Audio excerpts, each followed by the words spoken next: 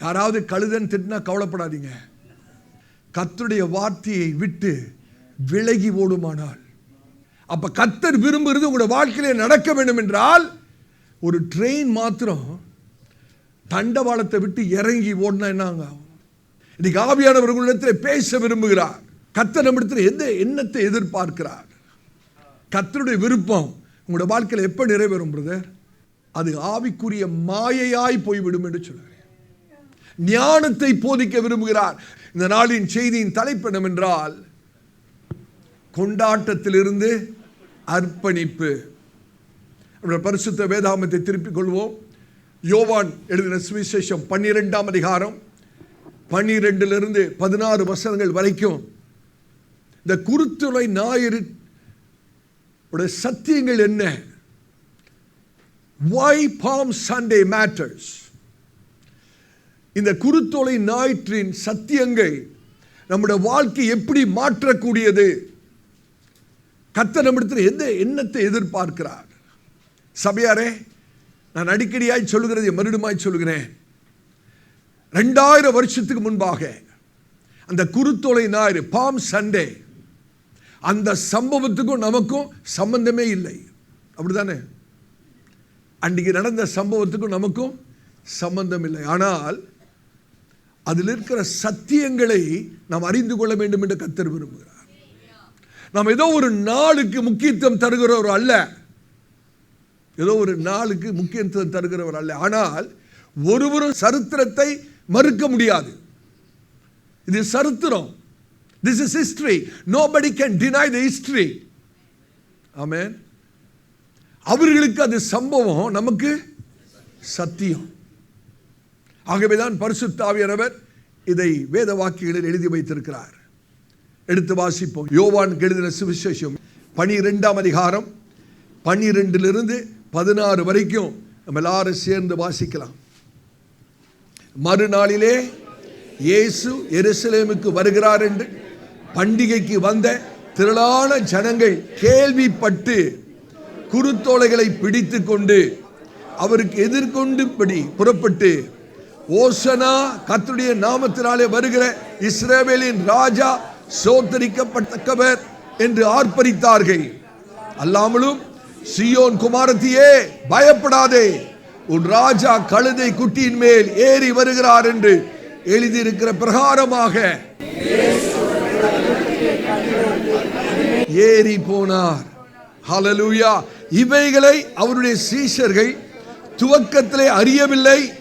இயேசு மகிமை அடைந்த பின்பு இப்படி அவரை குறித்து எழுதியிருக்கிறதையும் நாங்கள் இப்படி அவருக்கு செய்ததையும் நினைவு கூர்ந்தார்கள். வாசிக்கப்பட்ட வேத பகுதி ஏதோ சரித்திரம் என்று நினைத்து விட்டுவிடக்கூடாது. கர்த்தர் நமக்கு தருகிற ஒரு அழைப்பு, ஸ்பிரிச்சுவல் இன்விடேஷன். எப்படி அன்றைக்கு எருசலேமுடைய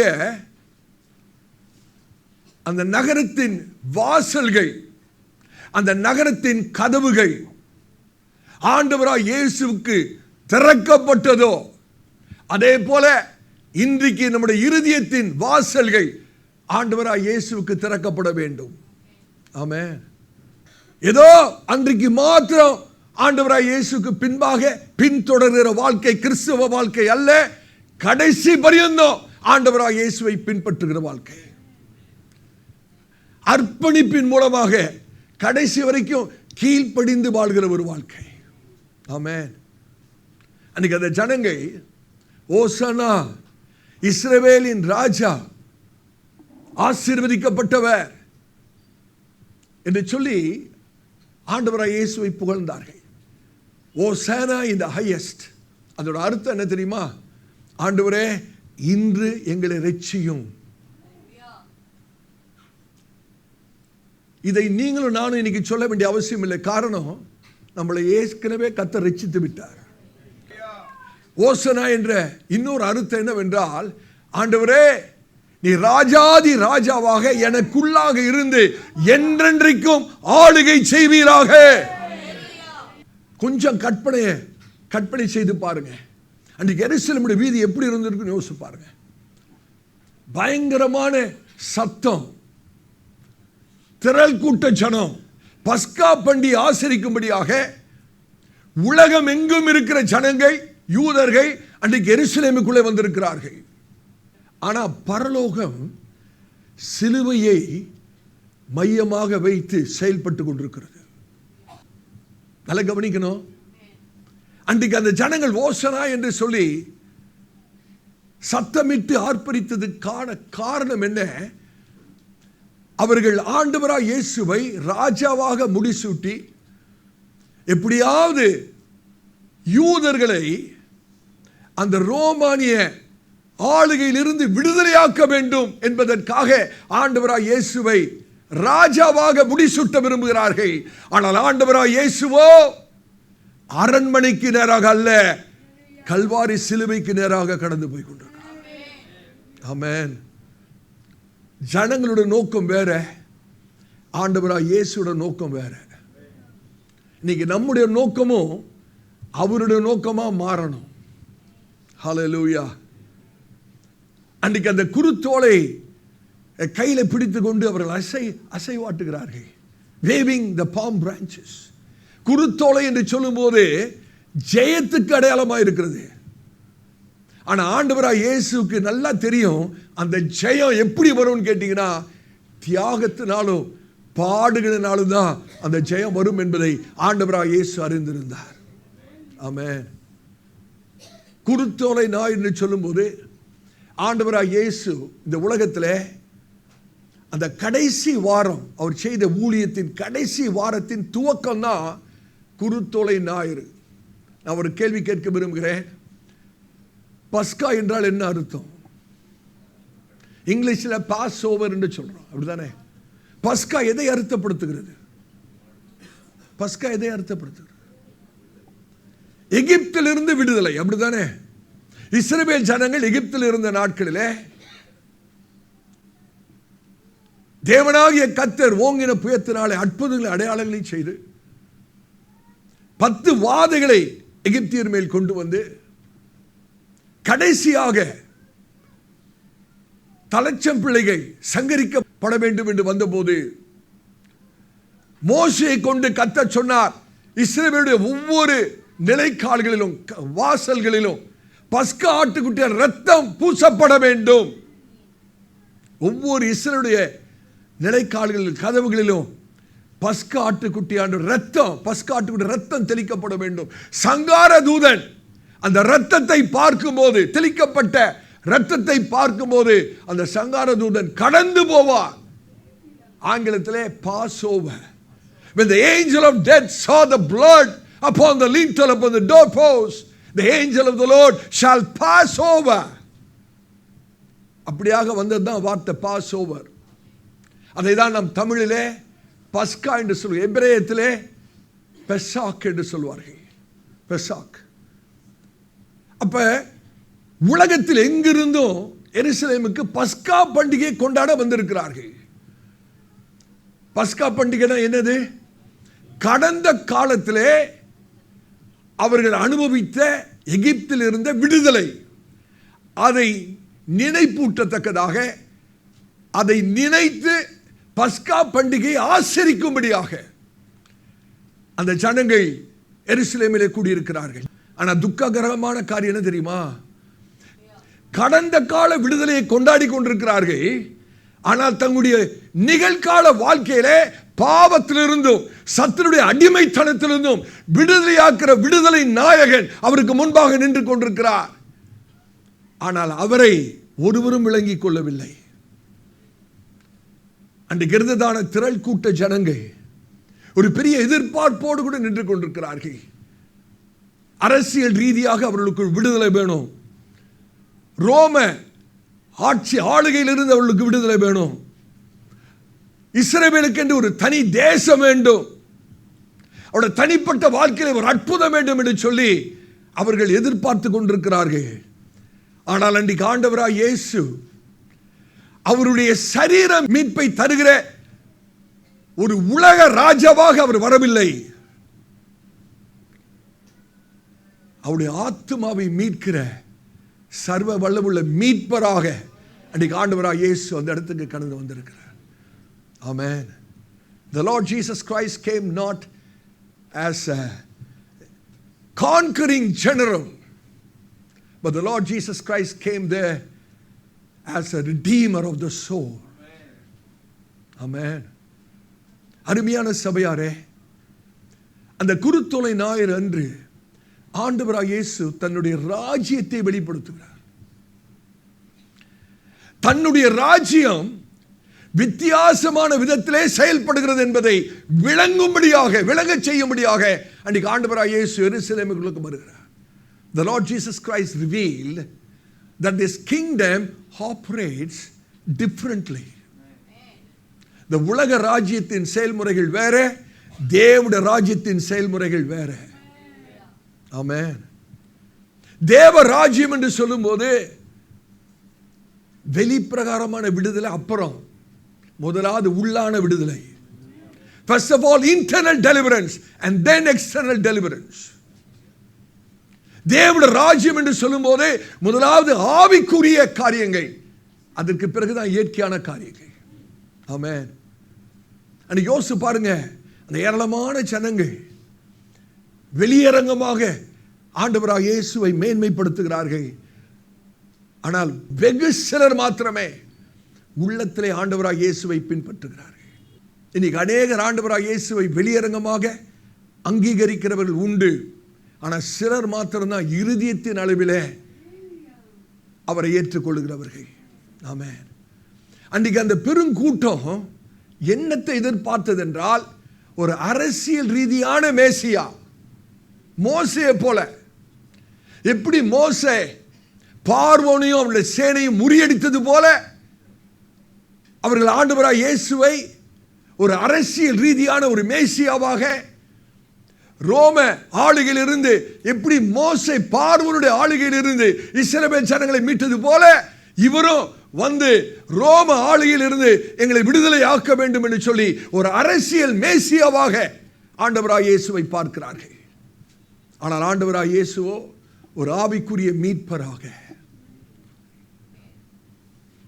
ரோம ஆட்சியை அவர் ஜெயிக்கும்படியாக அல்ல, மக்களுடைய இருதயத்தில் பாவம் ஆளுகை செய்கிறதே, சத்துருவாகிய பிசாசு ஆளுகை செய்து கொண்டிருக்கிறானே, அந்த பிசாசுடைய பாவத்தின் ஆளுகையிலிருந்து ஜனங்களை மீட்கும்படியாக ஒரு ஆவிக்குரிய மீட்பராக எருசலேம் வீதிக்குள்ளே ஆண்டவராகிய இயேசு கடந்து வருகிறார். நீங்க சிந்தித்து பாருங்க, அவர்கள் எதிர்பார்த்தது ஒன்று, ஆண்டவராகிய இயேசு செய்தது முற்றிலும் வேறொன்று. அவர்கள் என்ன எதிர்பார்த்தாங்க? இவரை ராஜாவாக நம்ம முடிசூட்டிட்டா அந்த ரோமானிய ஆளுகையிலிருந்து நம்மளுக்கு விடுதலை கொடுத்துருவாரு. ஆனால் ஆண்டவர் அவருடைய நோக்கம், இந்த ஜனங்களை குறித்து தேவனுடைய நோக்கம் வேற. இன்றைக்கும் கிறிஸ்தவ வாழ்க்கையில நம்ம ஆண்டவராக இயேசு இடத்துல வரும்போது நம்முடைய எதிர்பார்ப்பு வேற, ஆண்டவராக இயேசு நம்முடைய வாழ்க்கையில கிரியை செய்கிற காரியம் முற்றிலும் வேறொன்று. சத்தியம் இதுதாங்க. தேவன் எப்பொழுதுமே எப்படி பதில் தருவார் என்றால், நாம் எதிர்பார்க்கிற காரியத்தில் அல்ல, நாம் எதிர்பார்க்கிற வண்ணமாக அல்ல, தேவன் வித்தியாசப்பட்ட வீதியிலே நமக்கு பதில் தருவார். அப்படி பதில் தரும்போது நாம் நினைத்ததை பார்க்கிலும் அது மேன்மையாயிருக்கும். நாம் இயற்கையான விடுதலையை எதிர்பார்க்கிறோம், ஆண்டவர் நமக்கு ஆவிக்குரிய விடுதலையை தர விரும்புகிறார். ஆமென். இந்த குருத்தோலை ஞாயிறு நம்மை ஒரு மாற்றத்துக்குள்ளாக கொண்டு போகிற. என்ன மாற்றம்?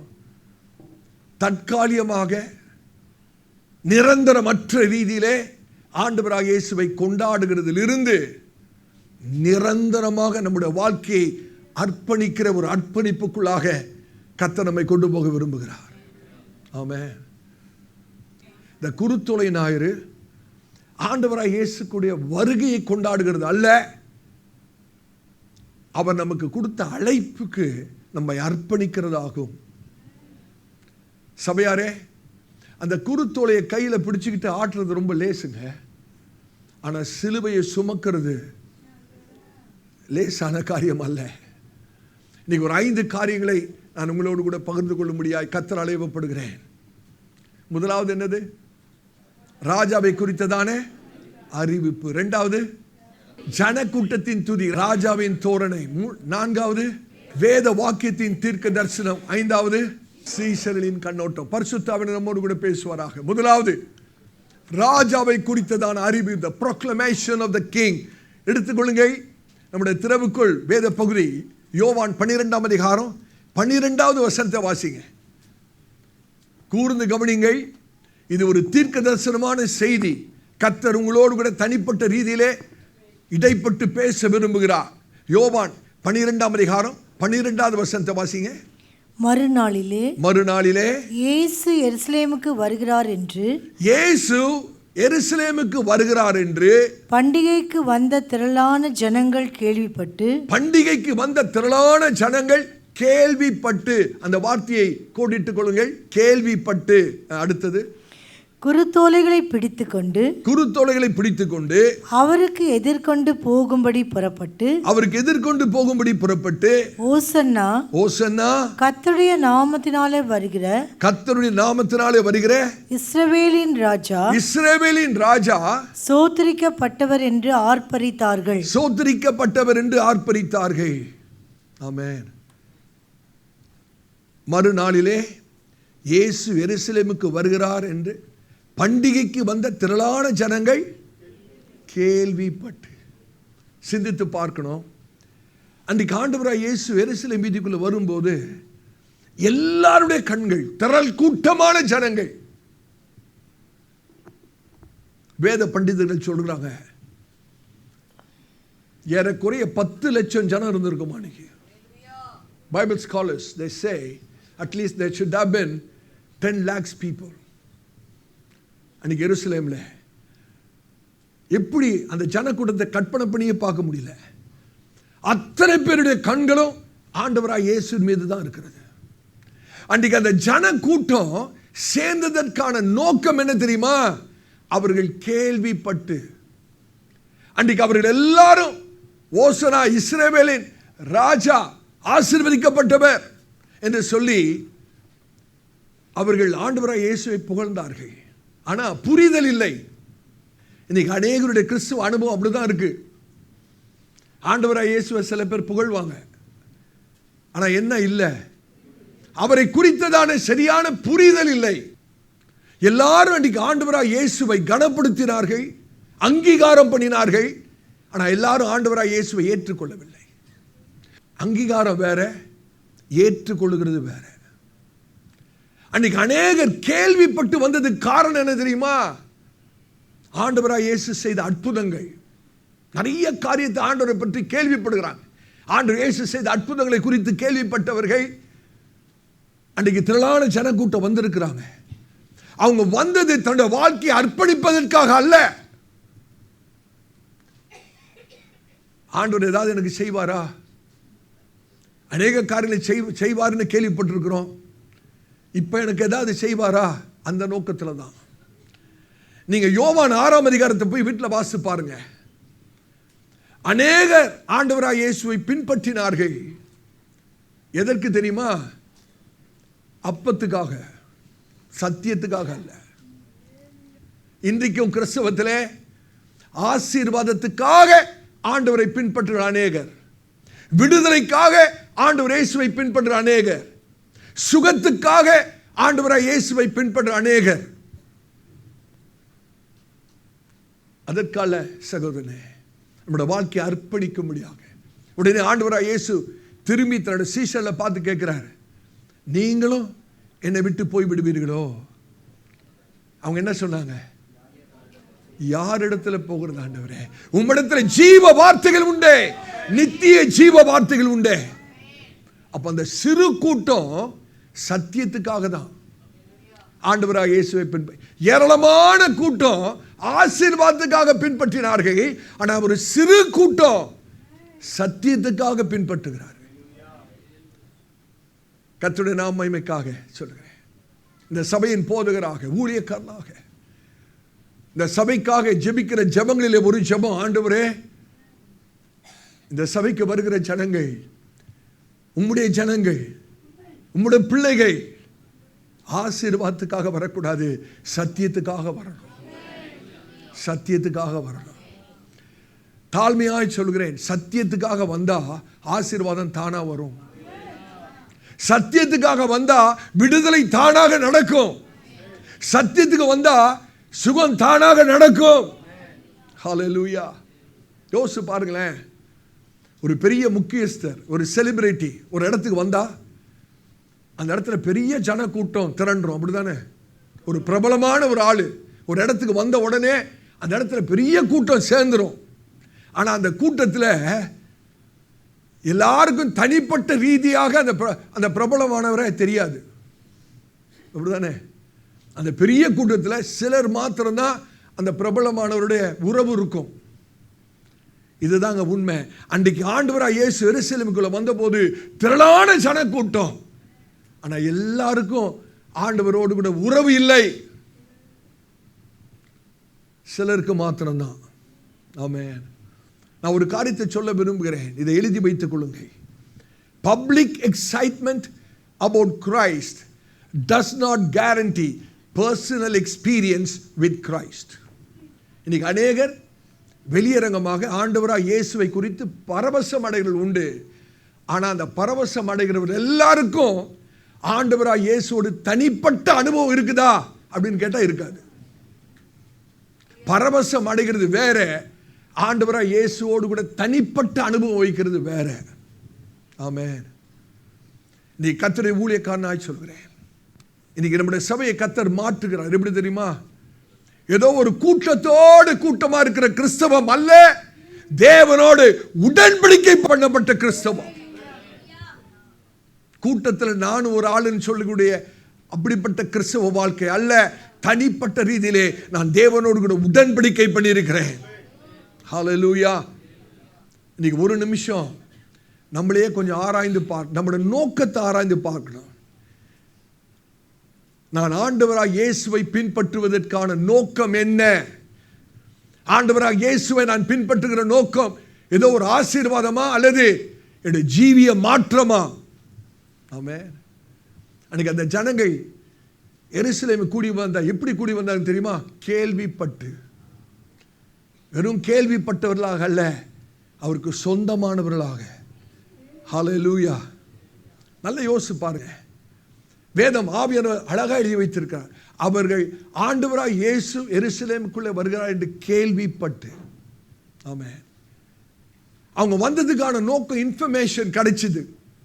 ஒரு இன்ஃபர்மேஷன் கிடைக்குது, ஆண்டவராய் இயேசு எருசலேமுக்கு வருகிறார்னு ஒரு இன்ஃபர்மேஷன்.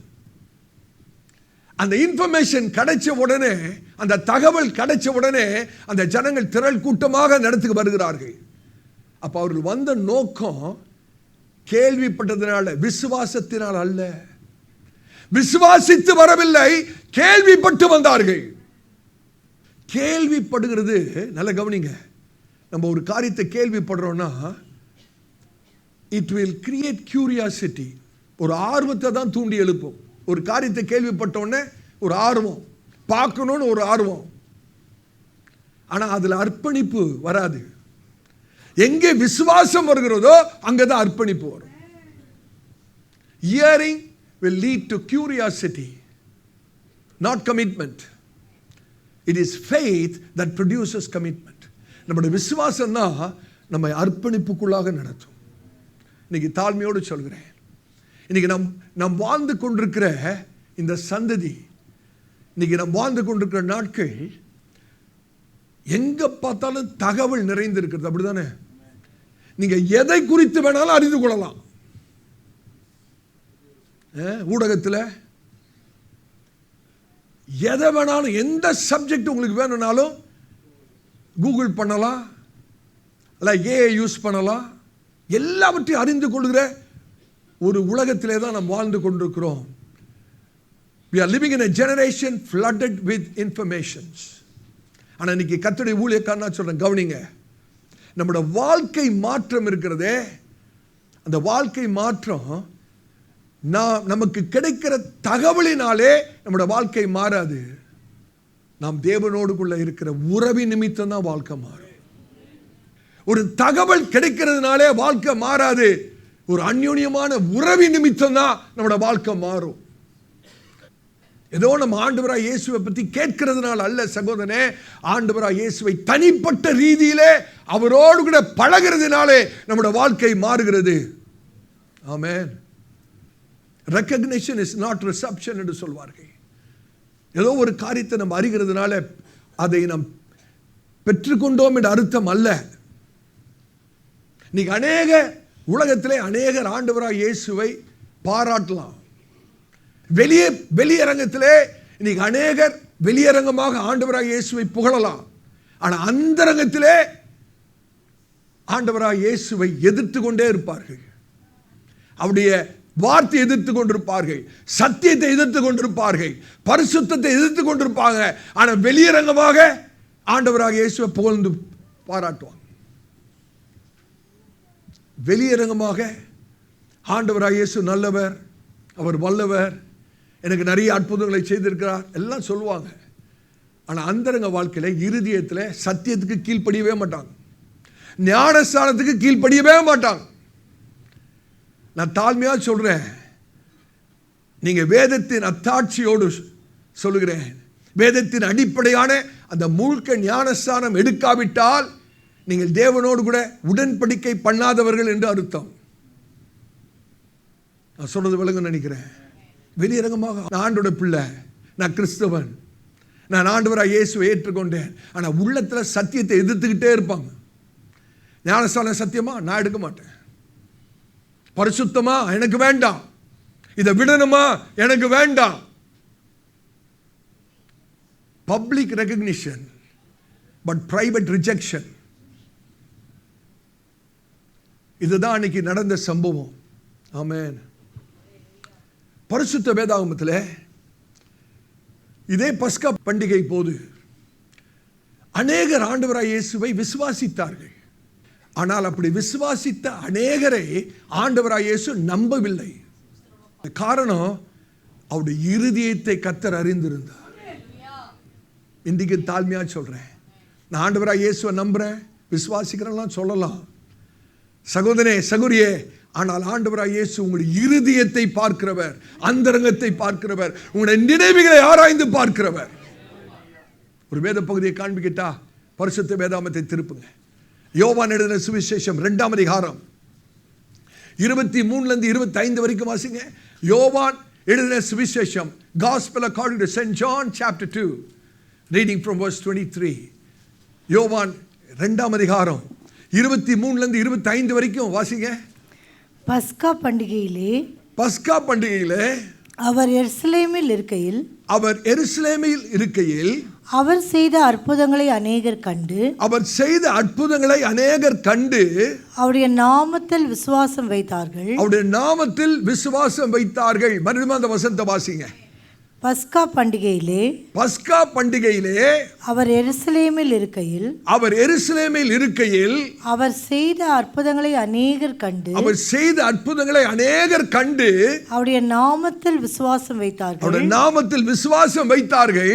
அப்படி இருந்தும் இயேசு எல்லாரையும் அறிந்திருந்தபடியால், எல்லாருடைய இருதயத்தையும் அறிந்திருந்தபடியால் அவர்களை நம்பி இணங்கவில்லை. மனுஷர் உள்ளத்தில் இருப்பதை அவர் அறிந்திருந்தபடியால் மனுஷரை குறித்து ஒருவரும் அவருக்கு சாட்சி கொடுக்க வேண்டியதாய் இருக்கவில்லை. ஒருவரும் அவருக்கு சாட்சி கொடுக்க வேண்டிய அவசியம் இல்லை. சகோதரே சகோதரியே, நம்மளோட வாயில அநேக காரியத்தை சொல்லலாம். ஆண்டவரே நான் உம்மை நேசிக்கிறேன், ஆண்டவரே நான் உம்மை விசுவாசிக்கிறேன், நிறைய காரியத்தை சொல்லலாம். ஆனால் ஆண்டவராய் இயேசு உங்களுடைய இருதயத்தை அறிந்திருக்கிறார். சகோதரி, ஆண்டவராய் இயேசு உங்களுடைய இருதயத்தை அறிந்திருக்கிறார். இயேசு எல்லாவற்றையும் அறிந்திருந்தபடியால் அவர்களை நம்பி இணங்கவில்லை. கொஞ்சம் யோசித்து பார்க்கணும். மனுஷருக்குள் இருப்பதை அவர் அறிந்திருந்தபடியால், மனுஷருக்குள்ள நம்முடைய சிந்தையில என்ன இருக்குதுன்னு ஆண்டவருக்கு தெரியும்.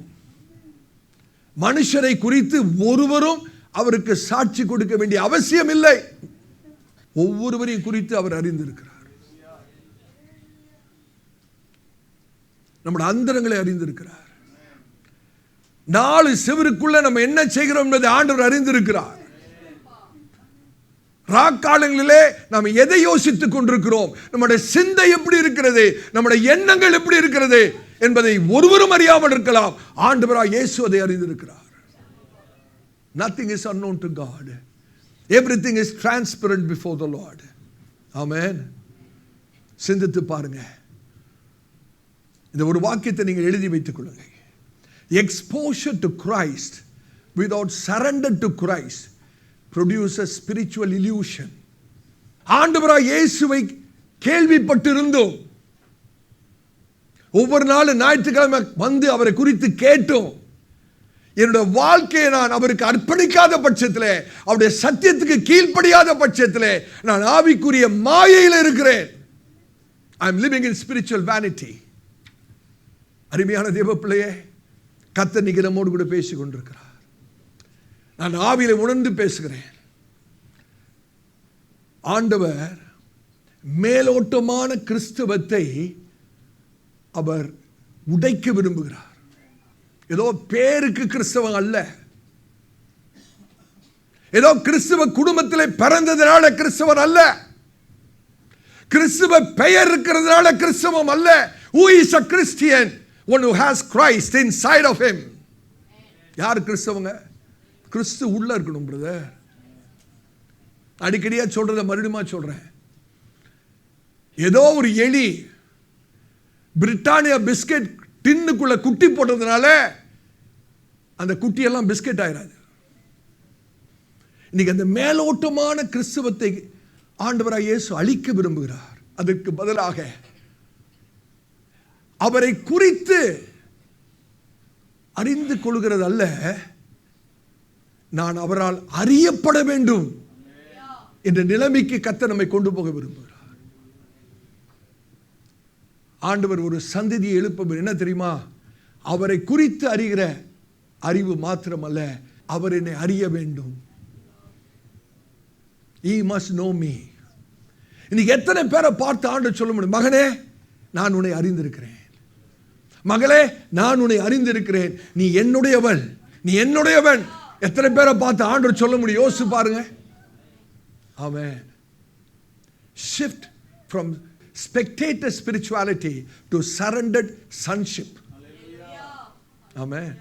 ஏதோ ஆவிக்குரிய வாழ்க்கையை பார்வையாளர்களாக அல்ல, அர்ப்பணிக்கப்பட்ட மகனாக மகளாக நான் வாழ வேண்டும். சகோதரனே சகோதரியே, தேவனுடைய சமூகத்துக்குள்ளாக வருகிறவர்கள் அல்ல, தேவனுடைய சமூகத்திலே வாசம் பண்ணுகிறவர்களாக. ஆமென். நம்ம ஞாயிற்றுக்கிழமை வரும்போது என்ன யோசிக்கிறோம் தெரியுமா? நான் தேவ பிரசன்னத்துக்குள்ள வரேன்னு யோசிக்கிறோம். தேவ பிரசன்னத்துக்குள்ள வரதல்ல, தேவனுடைய பிரசன்னத்திலேயே வாசம் பண்றது. Don't just attend God's presence, abide in it. Abiding in His presence. Move from curiosity to covenant. ஆர்வத்திலிருந்து உடன்படிக்கைக்கு நேரம் வந்துடணும். கிறிஸ்தவ வாழ்க்கையில் வெறும் ஆர்வத்தோடு நிப்பாட்டிடக்கூடாது, உடன்படிக்கைக்குள்ள வரணும். அன்றைக்கு அந்த ஜனங்கள் ஆண்டவராய் இயேசுவை ராஜாவாக அறிக்கை செய்தார்கள், ஆனால் உறவில்லை சகோதரனே. இரண்டாவதாக ஜனக்கூட்டத்தின் துதி, the praise of the crowd. அந்த வசனத்தை வாசிங்க, அந்த பகுதியை மாத்திரம் வாசிங்க, நேரம் இல்லை. யோவான் எழுதின சுவிசேஷம் 12ஆம் அதிகாரம் 13ஆம் வசனத்திலே அவர்கள் ஓசன்னா என்று சொல்கிறாங்க பாருங்க. ஓசன்னா, ஓசன்னா கர்த்தருடைய நாமத்தினாலே வருகிற, கர்த்தருடைய நாமத்தினால வருகிற இஸ்ரவேலின் ராஜா, இஸ்ரவேலின் ராஜா சோத்திரிக்கப்பட்டவர் என்று ஆர்ப்பரித்தார்கள். சோத்திரிக்கப்படத்தக்கவர் என்று ஆர்ப்பரித்தார்கள். ஓசனா என்று சொல்லி ஆர்ப்பரித்தார்கள். இஸ்ரவேலின் ராஜா, கர்த்தருடைய நாமத்திலே வருகிற இஸ்ரவேலின் ராஜா சோத்திரிக்கப்படத்தக்கவர் என்று ஆர்ப்பரித்தார்கள். ஏற்கனவே சொன்ன ஓசனா என்றால் இப்பொழுது ரட்சியும் ஆண்டவரே, எங்களுக்குள்ளாக என்றென்றைக்கும் ஆளுகை செய்வீராக. அந்த ஓசனா என்ற வார்த்தை ரெண்டு காரியம் இருக்கு, அல்ல துதியும் இருக்கு, விண்ணப்பமும் இருக்கு. ஆண்டவரே ரட்சியும் என்று சொல்லும் போது விண்ணப்பத்தின் வார்த்தை, ஆண்டவரே நீ சோத்திரிக்கப்படத்தக்கவர் என்று சொல்லும் போது அது துதியின் வார்த்தை. அன்றைக்கு இருந்த அந்த ஜன கூட்டம் ஆண்டவராகிய இயேசுவை ஆர்வமாக துதித்தார்கள். ஆனால் தொடர்ந்து துதிக்க முடியல. ஓசனா என்று ஆர்ப்பரித்தது உண்மைதான், ஆர்வத்தோடு ஆர்ப்பரித்தாங்க. ஆனால் எவ்வளவு நேரம் அந்த துதி போச்சு? எவ்வளவு நேரம்? கொஞ்ச நேரம் துதித்த உடனே அங்க சூழ்நிலை மாறுகிறது. நல்ல கவனிங்க, சூழ்நிலை மாறுகிறது. அவங்களுடைய எதிர்பார்ப்பு என்ன தெரியுமா? ஆண்டவராகிய இயேசு அந்த பவனியில பிலாத்துடைய அரண்மனைக்குள்ள போய் பிலாத்துடைய ஆளுகையை கவிழ்த்து அவர் பிலாத்துடைய சிங்காசனத்தில் உட்கார்ந்து யூதர்களுக்கு அந்த ரோமானிய ஆளுகையிலிருந்து விடுதலை தர வேண்டும் என்று சொல்லி ஆண்டவராகிய இயேசு பிலாத்துடைய அரண்மனைக்கு போவார்னு நினைச்சாங்க. ஆண்டவர் இயேசு பிலாத்துடைய அரண்மனைக்கு போகல. அதுக்கு பதிலா இந்த பக்கத்தில் இருந்த ஆலயத்துக்குள்ள போயிட்டார். சூழ்நிலை மாறுகிறது. சூழ்நிலை மாறின உடனே துதி மாறுகிறது. துதி வார்த்தை மாறுகிறது. ஓசனான்னு சொன்ன ஜனம் இவரை சிலுவையில் அறையும். அப்ப அவர்கள் துதித்ததற்கான காரணம் என்ன? எனக்கு விடுதலை, எங்களுக்கு விடுதலை வரணும். துதித்ததற்கான காரணம் விடுதலை. அப்ப அந்த துதி, அவர்கள் துதித்ததான துதி எதிர்பார்ப்பின் அடிப்படையில் இருந்தது ஒழிய வெளிப்பாட்டின் அடிப்படையில் இல்லை. இன்னைக்கு துக்கத்தோடு சொல்றேன், அநேக கிறிஸ்தவ சபைகளிலே துதி ஆராதனை இருக்கிறது. ஆனா அந்த துதியில எதிர்பார்ப்பு தான் இருக்குது ஒழிய வெளிப்பாடு இல்லை. அவர் யாருன்னு தெரியல. துதிக்கும் போதே எனக்கு ஆண்டு இதை பண்ணுவாரா, அதை பண்ணுவாரா, விடுதலை தருவாரா, பணம் தருவாரா, காசு தருவாரா, வேலை செய்கிற இடத்துல பதவி உயர்வு தருவாரா? சகோதரனை நம்ம எதுக்கு துதிக்கிறோம்? எதிர்பார்த்து துதிக்கிறோமா? வெளிப்பாட்டின் அடிப்படையிலே துதிக்கிறோம். அவருடைய துதி எப்படி வேதம் சொல்லி தெரியுமா? அவர்கள் ஆர்ப்பரித்தாங்களாம். ஆர்ப்பரித்தாங்கன்னா பயங்கரமா சத்தத்தோடு ஆர்ப்பரித்தாங்க. உணர்ச்சி வசப்பட்டு துதிக்கிற துதி ரொம்ப நேரம் துதிக்க முடியாது. ஆனா உணர்வு பூர்வமாக ஆவியானவராலே உணர்த்தப்பட்டவர்களாக, உணர்ச்சி வசப்படுகிறது அல்ல, ஆவியானவர் உணர்த்தப்பட்டு துதிக்கும் போது அந்த துதியை ஒருவரால் நிறுத்த முடியாது. ஆமென். இஸ்ரவேல் ஜனங்களை யோசிச்சு பாருங்க. ஆண்டவர் அற்புதங்களையும் அடையாளங்களையும் செய்து எகிப்திலிருந்து கர்த்தர் விடுதலையாக்கி சிவந்த சமுத்திரத்தை கடந்து வந்த உடனே பெரிய துதி ஆராதனை. வீட்டுக்கு போய் யாத்திராகமம் 15வது அதிகாரத்தை வாசித்து பாருங்க. அந்த சிவந்த சமுத்திரத்தை விட்டு வந்த உடனே மீரியாம் ஒரு துதி ஆராதனை நடத்துறாங்க பாருங்க. அவ்வளவு மகிமையான துதி ஆராதனை. சில நாட்களில் துதி ஆராதனைக்கு என்னங்க ஆச்சு? முறுமுறுக்க ஆரம்பித்து விட்டார்கள். அவன் அதே துதித்த ஜனம் சொல்லுது, எங்களை சாகடிக்கவா அந்த வனாந்தரத்தில் கொண்டு வந்தீர்? துதி ஆராதனை எங்க போச்சு? அப்படின்னா அந்த துதி ஆராதனை எதிர்பார்ப்பின் அடிப்படையில் இருந்தது ஒழிய வெளிப்பாட்டின் அடிப்படையில் இல்லை. கர்த்தர் நம்மோடு கூட பேச. அன்றைக்கு பழைய ஏற்பாட்டு பக்தன் யோபு சொல்றார் பாருங்க, நீர் என்னை கொன்று போட்டாலும் உன் பேரில் நம்பிக்கையாயிருப்பேன். இன்னைக்கு அநேகருடைய துதி நிபந்தனையின் துதியாக இருக்கிறது. ஆண்டவரே நீர் எனக்கு இதை செய்தா நான் உம்மை துதிப்பேன். ஏதாவது ஒரு ஆசீர்வாதம் வரட்டும், அன்னைக்கு அவங்களுடைய ஆராதனையை பாருங்க, அவங்களுடைய சத்தத்தை பாருங்க. ஆண்டவர் ஜெபத்துக்கு பதில் கொடுக்காம போட்டோம், பாய் கூட திறக்காது. யோபு பக்தன் சொல்றாங்க, என்னை கொன்று போட்டாலும் ஆண்டவரே உன் பேரில் நம்பிக்கை இருப்பேன். உணர்ச்சி வசப்பட்டு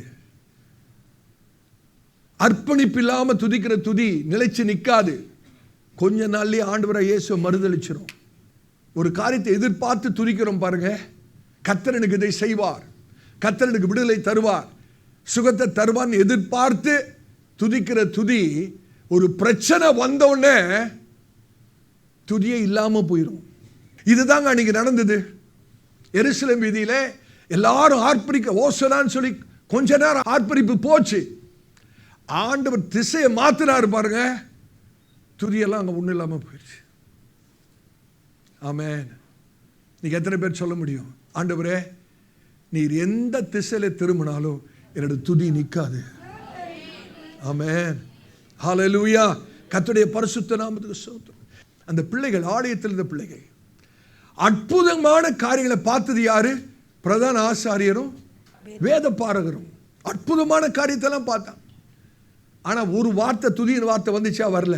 இந்த பிள்ளைகள் ஒண்ணுமே பார்க்கலங்க, ஒண்ணுமே பார்க்கல. ஆனா கர்த்தரை துதிக்கிறார்கள். Consecrated worship, consecrated praise based on revelation. ஆமென். ஒரு எதிர்பார்ப்பும் இல்லை இந்த பிள்ளைகளுக்கு, ஒரு எதிர்பார்ப்பும் இல்லை. அது மாத்திரம் இல்லை, அவங்க எல்லாம் கடிந்து கொள்கிறார்கள். அந்த எதிர்ப்பின் மத்தியிலும் அந்த பிள்ளைகள் ஆண்டவராகிய இயேசுவை ஓசனா, தாவீதின் குமாரனுக்கு ஓசனா என்று சொல்லி தொடர்ந்து துதித்துக் கொண்டே இருந்தார்கள். துதி ஆராதனை ஏதோ ஒரு நிகழ்ச்சியாக அல்ல, not as a performance. ஆனா ஆண்டவரே, எந்த சூழ்நிலையிலும் நான் உம்மை துதிப்பேன். தாவீது சொல்றார் பாருங்க, எக்காலத்தும் நான் உம்மை சோதரிப்பேன். அவருடைய துதி எப்பொழுதும் என் வாயில் இருக்கும், எப்பொழுதும் என் வாயில் இருக்கும், எப்பொழுதும், எல்லா சூழ்நிலையிலும். பாடுகள் வந்தாலும், கஷ்டம் வந்தாலும், நெருக்கம் வந்தாலும், தேவைகள் வந்தாலும் அவருடைய துதி என் வாயில் இருக்கும். அப்படிப்பட்டவர்களை கர்த்தர் உயர்த்தாம இருப்பாரா? யோசிச்சு பாருங்க. ஹல்லேலூயா. தாழ்மையாய் சொல்கிறேன், ஒவ்வொரு நாளும் ஆண்டவரோடு செலவிடுகிற நேரத்தை அதிகரியுங்கள், அதிகரியுங்கள். ஆமென். ஜெபத்துக்கு பதில் வந்தாலும் வராவிட்டாலும் ஆண்டவரை துதிக்க பழகிக் கொள்ளுங்கள். உங்களுடைய துதி சத்தியத்தின் அடிப்படையில் இருக்கட்டும். உங்களுடைய ஆசீர்வாதத்தின் அடிப்படையில் வேண்டாம். ஜெயத்தில் மாத்திரம் கத்தை துதிக்கிறது அல்ல. இருண்ட பள்ளத்தாக்கின் அனுபவத்தில் போனாலும் ஆண்டவரை துதிக்க பழகிறோம். இந்த ஜன கூட்டத்தின் துதி எப்படி தெரியுமா? எதிர்பார்த்து துதிக்கிற ஒரு கூட்டம். ஆனா பிள்ளைகளுடைய துதி எப்படி தெரியுமா? வெளிப்பாட்டின் அடிப்படையில் துதிக்கிற துதி, அர்ப்பணிப்பின் துதி. அந்த எபிரேய புருஷர் சொன்னாங்க பாருங்க, விடுவித்தாலும் விடுவிக்காவிட்டாலும். அதாங்க அர்ப்பணிப்பின் துதி. இந்த நாளிலே கர்த்தர் ஒரு மாற்றத்தை ஏற்படுத்துகிறார். மூன்றாவது, ராஜாவின் தோரணை, the posture of the king. வசனம் வாசிங்க, யோவான் 12ஆம் அதிகாரம் 14வது வசனம் வாசிங்க. யோவான் 12:14. அல்லாமலும் சீயோன் குமாரத்தியே பயப்படாதே, உன் ராஜா கழுதை குட்டியின் மேல் ஏறி வருகிறார் என்று, உன் ராஜா கழுதை குட்டியின் மேல் ஏறி வருகிறார் என்று எழுதியிருக்கிற பிரகாரமாக. ராஜா எப்படி வராருங்க? கழுதை குட்டியின் மேல ஏறி. ஹல்லேலூயா. அந்நாட்களிலே ராஜா யுத்தத்துக்கு வருவாரானால் குதிரையில வருவாராம். சமாதானத்துக்கு வருவார் என்றால் கழுதை குட்டியின் மேல வருவார். அப்ப நம்முடைய ராஜாவாகிய ஆண்டவராகிய இயேசு சமாதான பிரபுவாக அவர் ஒரு கழுதை குட்டியின் மேல வருகிறார். அது சொல்றேன் பாருங்களேன். அவர் தெரிந்தே அறிந்தே தாழ்மையை தெரிந்து கொண்டார். சகோதரனே, சகோதரியே, தாழ்மை பலவீனம் அல்ல, உயர்த்தப்படுவதற்கான தெய்வீக யுக்தி என்று சொல்கிறேன். ஆண்டவராகிய இயேசு மாத்திரம் வேணும்னா அவர் எதில் வந்திருக்கலாம் தெரியுமா? அரேபியாவிலிருந்து ஒரு சிறந்த ரதத்தில் வந்திருக்கலாம், ஒரு அரேபியன் ஸ்டாண்டியன் ஹார்ஸ், ஒரு குதிரையில் வந்திருக்கலாம். இல்லைங்க, அவர் தெரிந்து கொண்டது ஒரு கழுதை குட்டி தான். ஆமென். இந்த பகுதியை நான் வாசிக்கும் போதெல்லாம் ஆண்டவர்கிட்ட சொல்லுவேன், ஆண்டவரே, நான் உம்முடைய பார்வையில் ஒரு கழுதையா என்னை பாருங்க, உம்முடைய பார்வையில் நான் ஒரு கழுதையா இருக்கணும் ஆண்டவரே. யாராவது கழுதைன்னு திட்டினா கவலைப்படாதீங்க, கர்த்தருக்கு ஸ்தோத்திரம். குதிரை ஆண்டவரை சுமக்காதுங்க, கழுதை தான் ஆண்டவரை சுமக்கும். யாராவது உங்களை கழுதைன்னு திட்டாங்கன்னா நீங்க கோவப்படவே கூடாது. அதுக்கு மாற என்ன சொல்லணும்? கர்த்தருக்கு ஸ்தோத்திரம். ஆண்டவராக இயேசுவை சுமக்கிற ஒரு கழுதை. ஹல்லேலூயா. கர்த்தருடைய பரிசுத்த நாமத்துக்கு ஸ்தோத்திரம். எப்பொழுதுமே தேவனுடைய இடைப்படுதல் மனுஷனுடைய எதிர்பார்ப்புக்கு மாறாக தான் இருக்கும். ஆண்டவர் எப்படி தெரியுமா ஜெயம் கொண்டார்? தன்னை தாழ்த்துகிறதன் மூலமாக ஜெயம் கொண்டார். சிலுவையிலே ஆண்டவருக்கு கிடைத்த ஜெயத்துக்கு ரகசியம் என்ன தெரியுமா? அவருடைய தாழ்மை. சகோதரனே, சகோதரியே, உங்களுடைய பிரச்சனையில நீங்க ஜெயிக்கணும்னா ரகசியம் என்ன தெரியுமா? சத்தமா சொல்லுங்க, தாழ்மை. தாழ்மை. நீங்க தாழ்த்திட்டீங்கன்னா கிருபை உங்களை வந்து அப்படியே சூழ்ந்து கொள்ளும். ஒரு இக்கட்டான சூழ்நிலை இருக்கிறீங்க, பயங்கரமான எதிர்ப்பை சந்திக்கிறீங்க, அந்த சூழ்நிலையில நாம் ஜெயிக்க வேண்டுமென்றால் ரகசியம் என்ன? தாழ்மை. ஆண்டவராக இயேசு சிலுவை எப்படிங்க ஜெயித்தாரு? தாழ்மையின் மூலமாக. தாழ்மைனா என்னங்க? தாழ்மைனா என்ன? What is the definition of humility?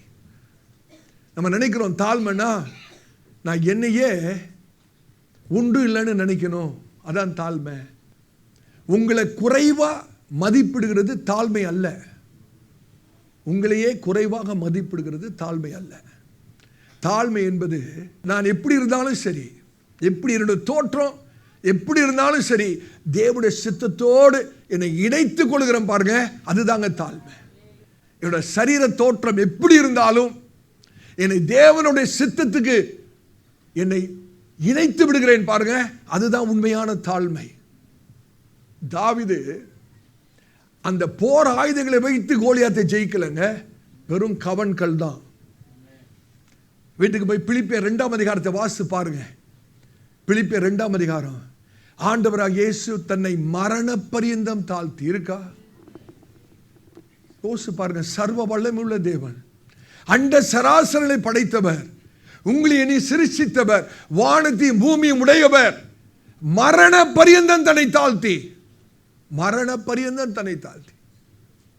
Pavul சொல்றாரு, ஆகவே பிதாவாகிய தேவன் எல்லா நாமத்துக்கும் மேலான நாமத்தை அவருக்கு கொடுத்து, ஆமென், எல்லா முழங்காலும் அந்த நாமத்துக்கு முன்பாக முடங்கும்படியாக எல்லா பாஷைக்காரரும் அவரை அறிக்கை செய்யும்படியாக எல்லா நாமத்துக்கு மேலான நாமம். ரகசியம் தாழ்மை. தாழ்மை. ஆவியான அடிக்கடியாக நம்முடைய ஞாயிற்றுக்கிழமை ஆராதனையிலே தாழ்மை குறித்து பேசிக்கொண்டே வருகிறார். ஆமென். ஏற்கனவே சொல்லியிருக்கிறேன், கண்மலையிலிருந்து வருகிற தண்ணீர் எதை நோக்கி வரும் தெரியுமா? தாழ்வான இடத்தை நோக்கி தாங்க வரும். மேடான இடத்துக்கு தண்ணி போகாது. ஆமென். கேட்குறீங்களா? மேடான இடத்துக்கு தண்ணி போகாது.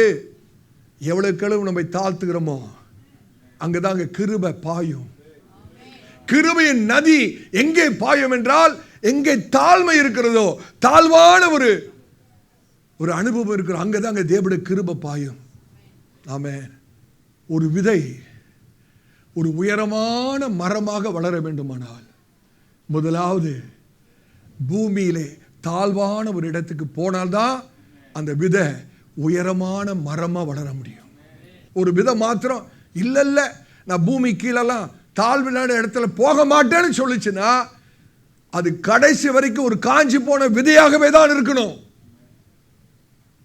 ஆவியானவர் நம்மோடு கூட பேசுகிறார்.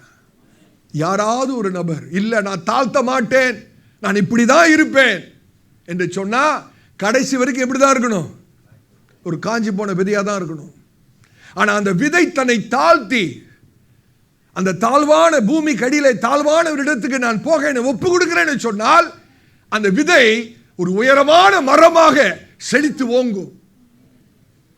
நீங்க மாத்திர ஆண்டவரை என்னை தாழ்த்துகிறேன்ப்பா, நான் ஒன்றுமில்லை ஆண்டவரே. தாவீது சொன்னார் பாருங்க, நான் இன்னமும் அற்பனும் நீசனுமா நான் மாறுவேன். ஹல்லேலூயா. ஜனங்களுடைய பார்வையில் ராஜாங்க, ஆனா தாவீது தன்னுடைய சொந்த பார்வையில் யார் தெரியுமா? நீசன், அற்பன்.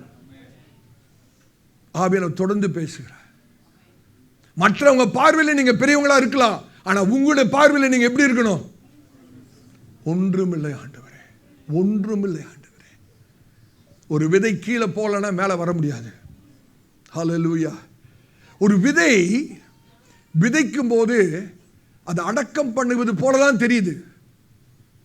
ஆனா அந்த விதை அடக்கம் பண்ணப்படுவது அல்ல, புதைக்கப்படுவது அல்ல, அது நாட்டப்படுகிறது. ஏன் தெரியுமா? வல்லமையாக வெளிப்படும்படியாக. நம்ம தாழ்த்துறோம் பார்த்தீங்களா? அந்த தாழ்மை என்னன்னு கேட்டீங்கன்னா, கர்த்தர் நம்மை வெளியரங்கமாக உயர்த்துவதற்கான ஆயத்தம் என்று சொல்கிறேன். ஆவியானவர் நம்மோடு கூட பேசுகிறார். ஹல்லேலூயா. என்னை தொட்ட ஒரு காரியம் என்னன்னா, எல்லா சிங்காசனத்துக்கு மேலான ஒரு சிங்காசனத்திலே உட்கார தகுதி பெற்ற தேவனாகிய கர்த்தர் ஒரு தாழ்மையின் கோலத்தை எடுத்து ஒரு கழுதை குட்டியின் மேல வராரு பாருங்க. யோசிச்சு பாருங்க.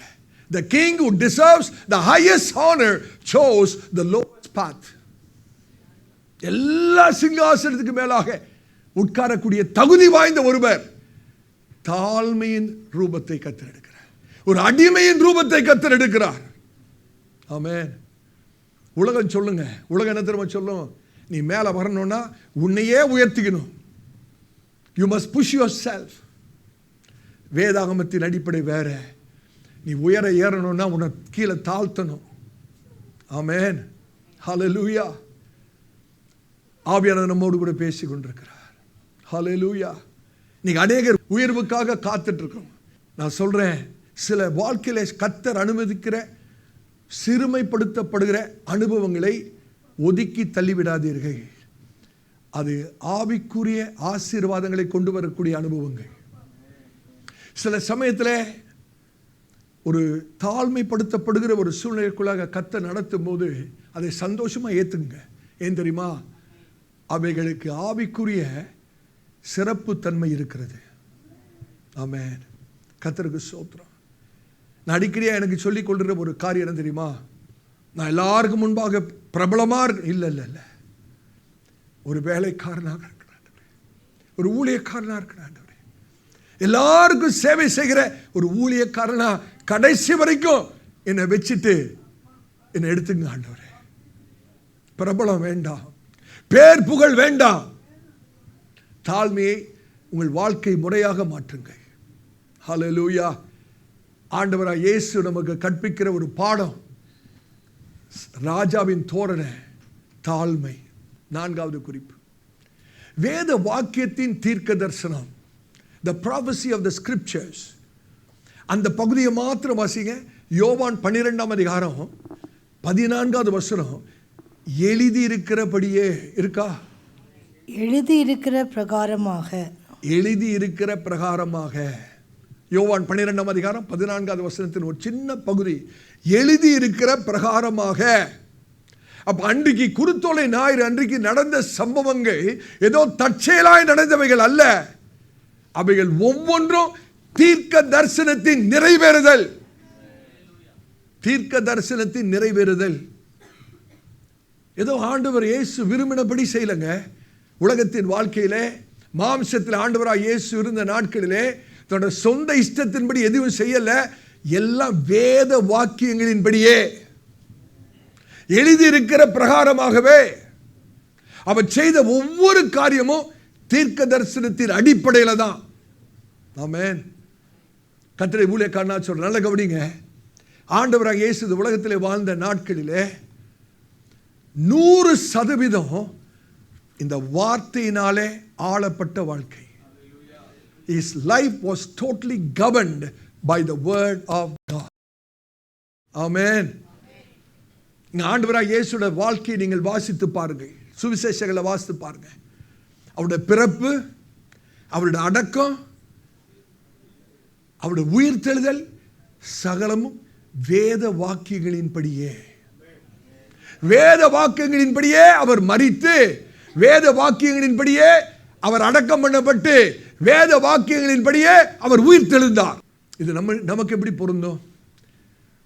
ஆண்டவராக இயேசு இந்த உலகத்தில் வாழ்ந்த நாட்களிலே எப்படி வார்த்தையினாலே அவருடைய வாழ்க்கை ஆளப்பட்டதோ அப்படியே இன்றைக்கு உங்களுடைய வாழ்க்கையும் என்னுடைய வாழ்க்கையும் தேவனுடைய வார்த்தையினாலே ஆளப்பட வேண்டும். சகோதரே சகோதரி ஆவியானவர் பேசுறார். அதனால தாங்க அன்னைக்கு மரியாள் தூதனிடத்தில் சொல்லும் போது மரியாள் என்ன தெரியுமா சொன்னாங்க? உங்களுடைய வார்த்தையின்படியே எனக்கு ஆக கடவுது. என்னுடைய இஷ்டத்தின்படி ஆக கடவுது அல்ல, என்னுடைய விருப்பத்தின்படி ஆக கடவுது அல்ல, என்னுடைய எதிர்பார்ப்பின்படி ஆக கடவுது அல்ல, உங்களுடைய வார்த்தையின்படியே ஆக கடவுது. அதுதாங்க ஆசீர்வாதம் இருக்கு. எத்தனை பேர் சொல்ல முடியும்? இன்னைக்கு நம்ம வித்தியாசமா சொல்றோம். ஆண்டவரே என்னுடைய விருப்பத்தின்படியே செய்யுங்க ஆண்டவரே, என்னுடைய எதிர்பார்ப்பின்படியே செய்யுங்க ஆண்டவரே. இல்லை பிரதர் சிஸ்டர், இல்லை. கொஞ்சம் மாற்றிக்கொள்ளுங்க. இன்னைக்கு ஆண்டவரே சொல்லுங்க, ஆண்டவரே என்னுடைய விருப்பத்தின்படி அல்ல, என்னுடைய திட்டத்தின்படி அல்ல, என்னுடைய ஞானத்தின்படி அல்ல, என்னுடைய அனுபவத்தின்படி அல்ல, உம்முடைய வார்த்தையின்படி எனக்கு ஆகட்டும். ஆமென், ஹல்லேலூயா. நான் தாழ்மையா கேட்கிறேன், சகோதரனே சகோதரி, உங்களுடைய வாழ்க்கை வார்த்தையினாலே ஆளப்படுகிறதா? உங்களுடைய குடும்பம் தேவனுடைய வார்த்தையின்படி ஆளப்படுகிறதா? அன்றைக்கு குருத்தோலை ஞாயிற்று கிழமையில் நடந்த சம்பவம் எல்லாமே தீர்க்க தரிசனத்தின் அடிப்படை. ஆமென். தீர்க்க தரிசனத்தின் நிறைவேறுதல். எடுத்து வாசிங்க, சகரியா 9ஆம் அதிகாரம் 9ஆம் வசனத்தை வாசிங்க. தீர்க்க தரிசனம் அதன்படி தான் ஆண்டவராய் இயேசுவோட வாழ்க்கையில ஒவ்வொன்றும் தீர்க்க தரிசனத்தின்படி தான் நடக்கிறது. சகரியா 9ஆம் அதிகாரம் 9ஆம் வசனத்தை வாசிங்க. சீயோன் குமாரத்தியே, சீயோன் குமாரத்தியே, மிகவும் களிக்கூறு, மிகவும் களிக்கூறு. எருசலேம் குமாரத்தியே, எருசலேம் குமாரத்தியே, கெம்பீரி, கெம்பீரி. இதோ உன் ராஜா உன்னிடத்தில் வருகிறார், இதோ உன் ராஜா உன்னிடத்தில் வருகிறார். அவர் நீதி உள்ளவரும், அவர் நீதி உள்ளவரும், ரட்சிக்கிறவரும், ரட்சிக்கிறவரும், தாழ்மை உள்ளவரும், தாழ்மை உள்ளவரும், கழுதையின் மேலும், கழுதையின் மேலும், கழுதை குட்டியாகிய மரியின் மேலும் ஏறி வருகிறவருமாயிருக்கிறார். கர்த்தருடைய பரிசுத்த நாமத்துக்கு ஸ்தோத்திரம். ஆண்டவராய் இயேசுவோட வாழ்க்கையில் நடந்த ஒவ்வொரு சம்பவமும் தீர்க்க தரிசனத்தின் அடிப்படையில், தீர்க்க தரிசன நிறைவேறுதலாக தேவனுடைய வார்த்தையின் அடிப்படையில் நடந்த விஷயங்கள். இன்னைக்கு ஒரு அர்ப்பணிப்பு, ஒரு தீர்மானம் பண்ணணும். ஆண்டவரே, என்னுடைய வாழ்க்கை உம்முடைய வார்த்தையினால் ஆளப்படுவதாக. தேவனுடைய கிரியைகளை ஆளுகை செய்கிறது தேவனுடைய வார்த்தை தான்.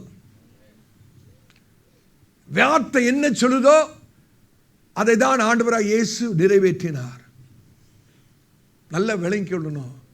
தேவனுடைய வார்த்தை இன்ஃபர்மேஷனை தருகிறது மாத்திரமல்ல, தகவல் தருகிறது மாத்திரமல்ல, நம்மை மாற்றுகிற வல்லமை உள்ளது. கர்த்தருடைய வார்த்தை நம்முடைய வாழ்க்கையை மாற்றிடுங்க. ஹல்லேலூயா. கர்த்தருடைய வார்த்தையை குறித்து ஏசாயா தீர்க்கதரிசி என்ன சொல்றார் தெரியுமா? எடுத்து வாசிங்க. ஏசாயா 55ஆம் அதிகாரம் 11ஆவது வசனம். ஏசாயா 55:11.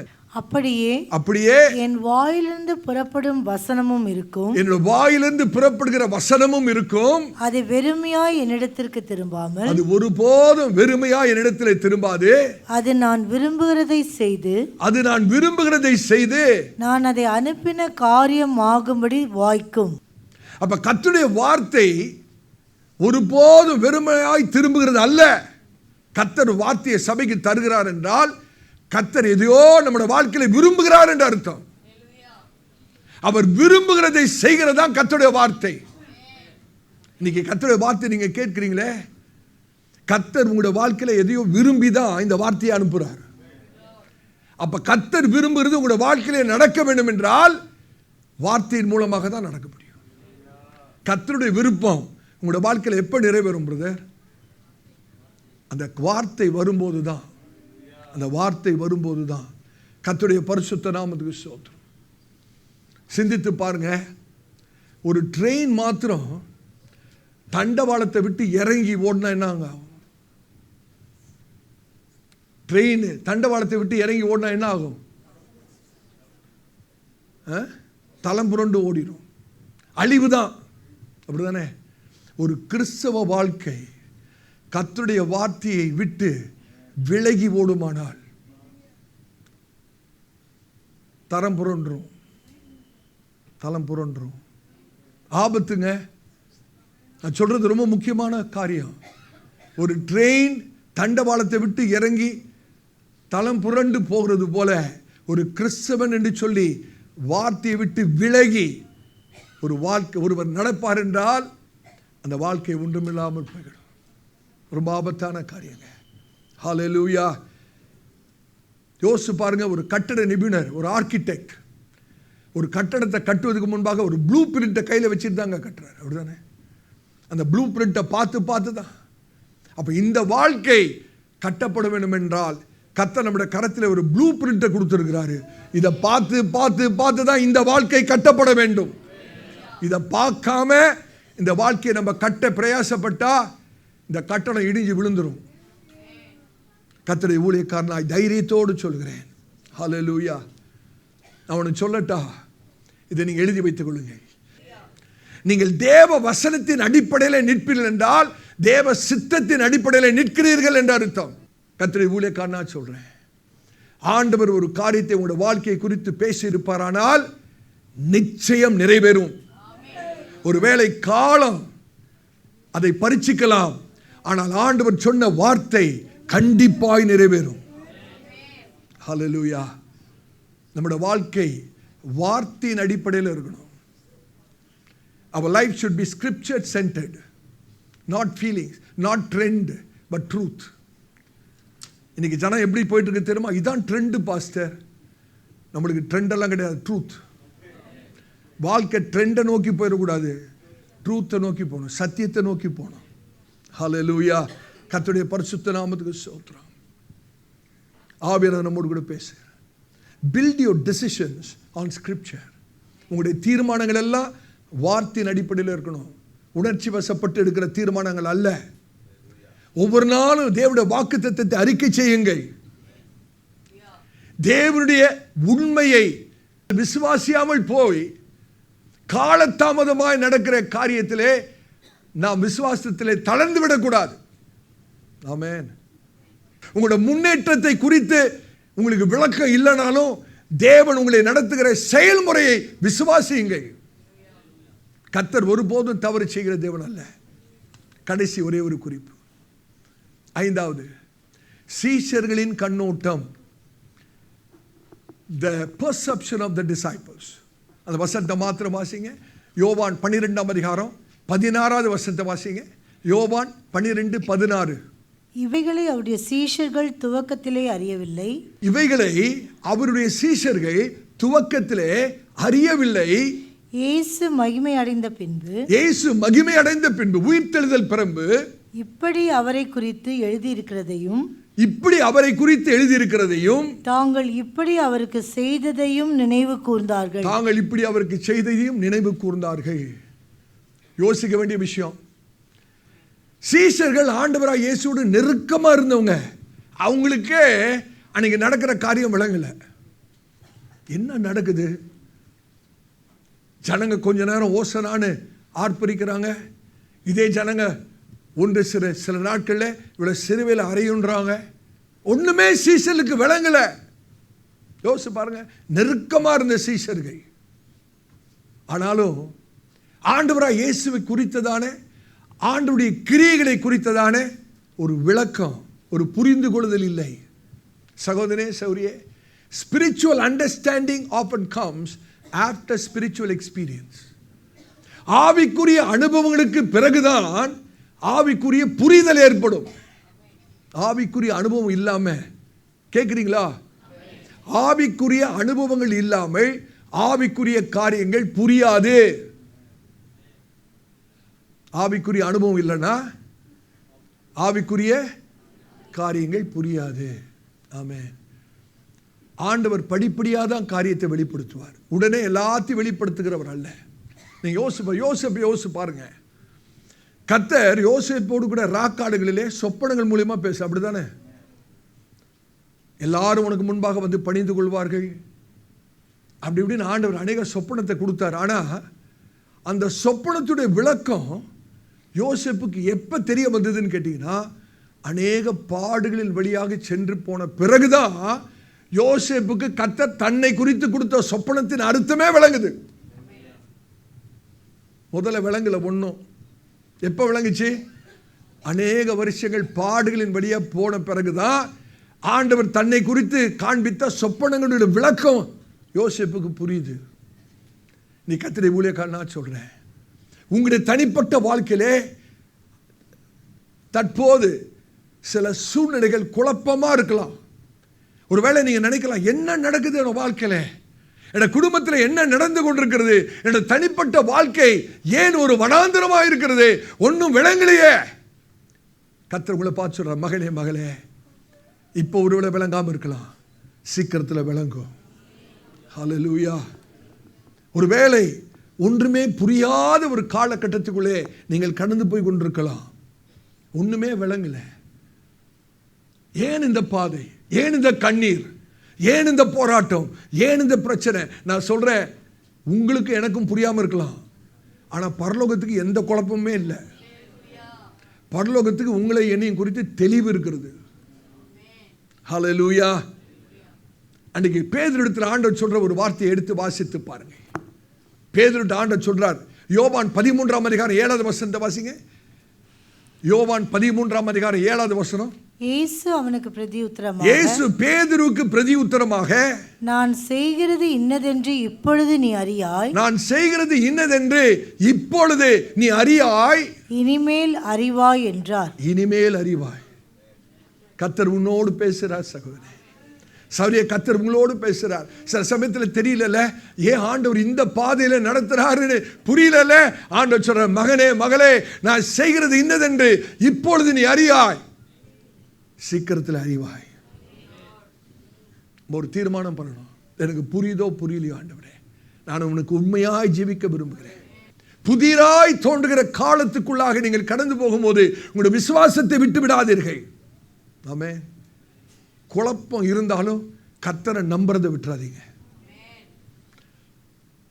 எத்தனையோ வருஷங்களுக்கு முன்பாக வாசித்தது எனக்கு ஞாபகத்துக்கு வருகிறது. ஒரு நல்ல முதிர்ந்த கர்த்தருடைய ஊழியக்காரர், ஒரு மிஷனரி, அவர் இப்படியாக எழுதுகிறார், தேவனுடைய கரத்தை தேடி கண்டுபிடிக்க முடியாத சூழ்நிலையில நான் தேவனுடைய இருதயத்தை நம்ப கற்றுக்கொண்டேன். தேவனுடைய கரத்தை நான் தேடுறேன். ஆண்டவர் எனக்கு இதை செய்ய மாட்டாரா, அது செய்ய மாட்டாரா, எனக்கு விடுதலை தர மாட்டாரா என்று சொல்லி தேவனுடைய கரத்தை தேடுகிற ஒரு சூழ்நிலையிலே தேவனுடைய கரத்தை காணாத போது தேவனுடைய இருதயத்தை நம்ப நான் கற்றுக்கொண்டேன். ஹல்லேலூயா. கர்த்தருடைய பரிசுத்த நாமத்துக்கு ஸ்தோத்திரம். அன்றைக்கு அந்த குருத்தோலை ஞாயிற்றுக்கிழமையில நடந்த சம்பவம் யாருக்குமே புரியலங்க, சீஷருக்கே புரியல. ஆனா ராஜா எல்லாவற்றையும் ஆளுகை செய்கிறவராக கடந்து போவார். The king is still in control. கர்த்தருடைய நாம மகிமைக்காக சொல்றேன். சில நிமிஷத்துல முடிக்க போறேன், கேளுங்க. என்னுடைய முந்தின ஆவிக்குரிய நாட்களிலே எப்பொழுதுமே என்ன நடந்தாலும் ஆண்டவர்ட்ட நான் விளக்கம் கேட்கறதுல எப்பொழுதுமே விளக்கம் கேட்பேன். என்ன நடந்தாலும், என் வாழ்க்கையில் என்ன நடந்தாலும் I demanded explanation from God.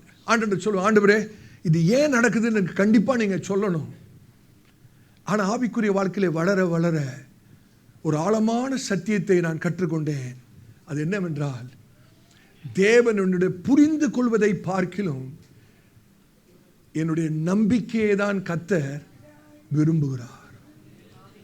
ஆவிக்குரிய வாழ்க்கையில வளர வளர நான் கற்றுக்கொண்ட பாடம் என்னன்னா, என்னுடைய புரிந்து கொள்வதை பார்க்கிலும் நான் அவர் மேல் வைத்திருக்கிற நம்பிக்கையை தான் கர்த்தர் இடத்திலிருந்து விரும்புகிறார், எதிர்பார்க்கிறார்.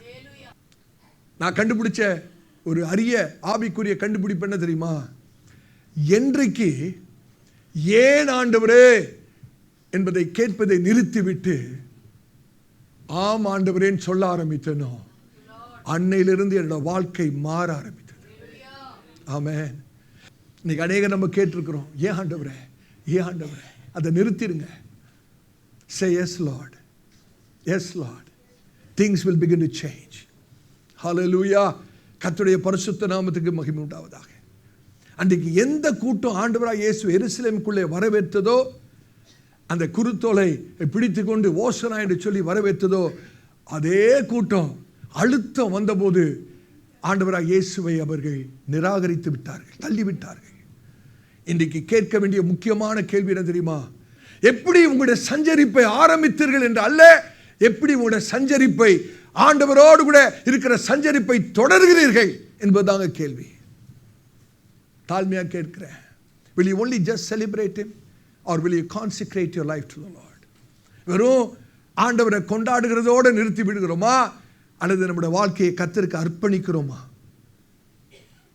அன்றைக்கு நடந்த சோக கதை என்ன தெரியுமா?